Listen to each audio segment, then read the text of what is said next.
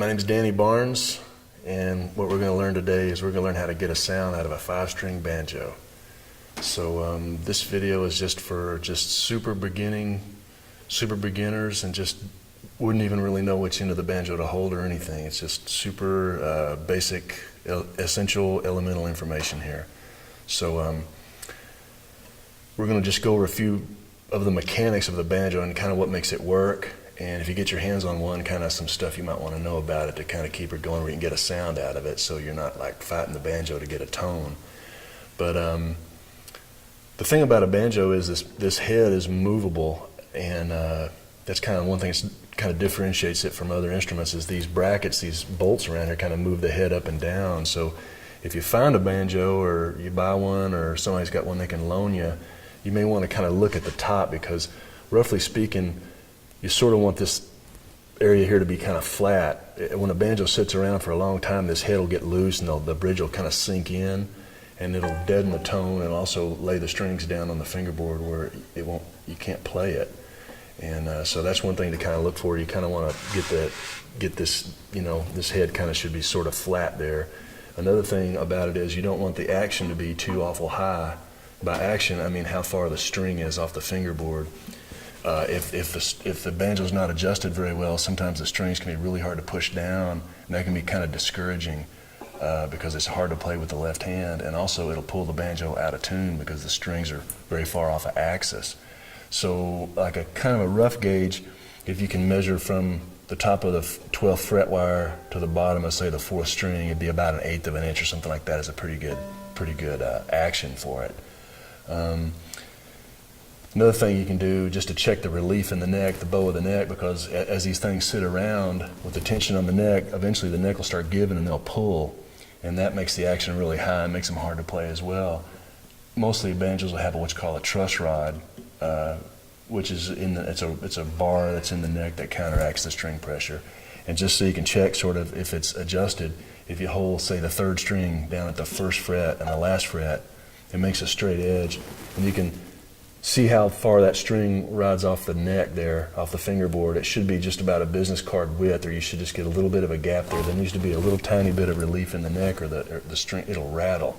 And but if it's too far, if it's bowed out where it's a big dish, then the strings will be all out of tune. It won't play in tune up the neck, and it'll be difficult to play. Also, if this string just lays flat across there and you don't get I think it's about like a business card width in about the middle of the banjo is a pretty good relief for it. It's pretty hard to find someone that knows how to work on a banjo. Typically in a guitar store or something like that, they'll know guitars really well, but they won't know that much about a banjo. So a lot of this stuff is available. There's a website called banjohangout.com, and there's a ton of information. And there's a magazine called Banjo Newsletter that has a lot of banjo setup information in it. The point I'm making is you kind of got to get a banjo that's sort of in the ballpark adjustment-wise, because otherwise you're fighting the banjo and it won't sound right, or it'll be hard to play. And sometimes it can be discouraging where it's actually the equipment and not the operator. But anyway, so so you kind of get it set up where, if it's kind of set up, you may have to take it to someone to get it done, or hopefully you can, if you purchase one or borrow one, it's kind of reasonably in the ballpark where you can get a sound out of it, But those are some things to look for. And you can even play that for a handy friend or for a repairman, just kind of give them an idea of what you're looking for on it. One other adjustment about the banjo, the bridge is free floating. You can easily scoot this bridge around this little wooden piece that holds the strings up. You can scoot it around really easy, and a lot of times that adjustment will get out. And a good place to sort of look for it is if you measured, say, from the front of the nut here, this little plastic piece, to the middle of the fret wire, then that distance should be the same, roughly speaking, as from the fret to the bridge. In other words, this distance from the bridge to the nut should be bisected by the 12th fret, because this bridge you can scoot it all over the place here, and sometimes you'll see them in the store on a rack, and this bridge may be all over the place, and what it does, it puts the banjo out of tune when you go to fret it. You can tune it with the tuner where it's in tune open, but when you try to play a chord, it'll note sharp or flat depending on where that is. So what I do is I figure out where it is, and I put me a little pencil mark on there so I always know where to put it, But if I change string gauges or if I alter the tension on the head, then I've got to remeasure that. But anyway, so that's the idea. The first step is getting one, and the second step is kind of get where it's sort of like relatively set up, where you can sort of work with it, So So the thing about the banjo, as far as holding the banjo is concerned, is the banjo, the neck is very thin. So it's very easy to pull the banjo and to push the tuning when you pull the neck.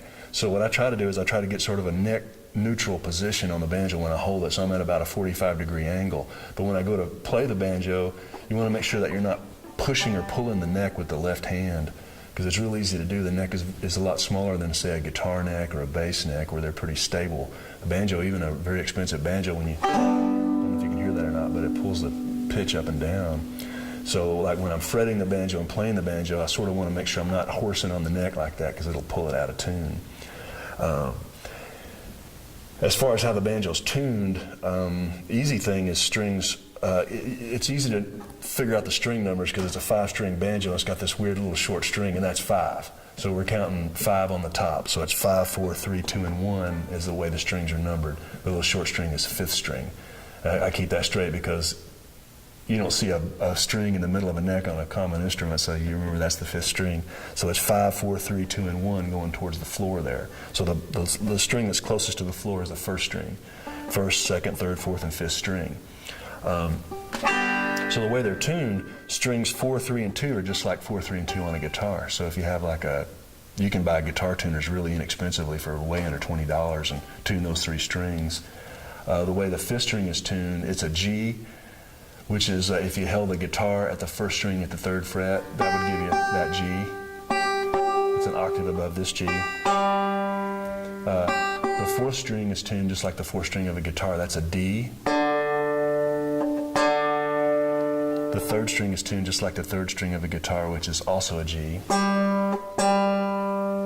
The 2nd string is a B, just like the 2nd string on a guitar. And the 1st string is D, which is like the 2nd string of a guitar held down at the 3rd fret. It's a D, 2 frets lower than the standard E on a guitar. So the strings again are G, D, G, B, and D. It makes a G triad. So you got some notes that are replicated. You have 2 Gs, you got 2 Ds, and a B. So what you get is, you get a G chord by just strumming the banjo. So you're already halfway home there. So that makes a chord for you already. So you can chord the banjo with just one finger by going.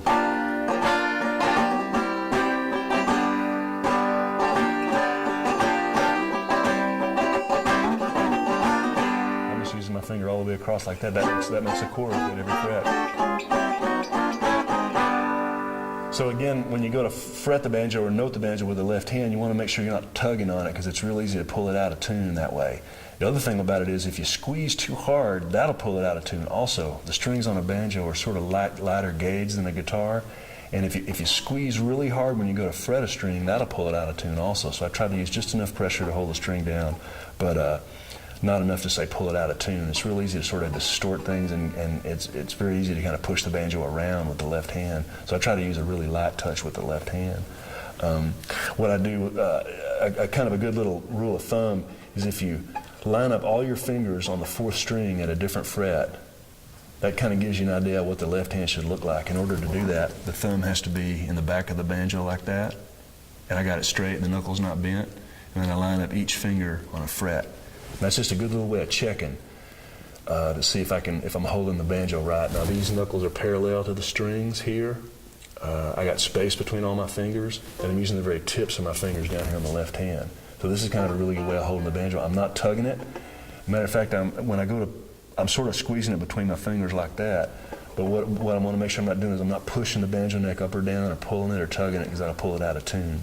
So I keep it where this is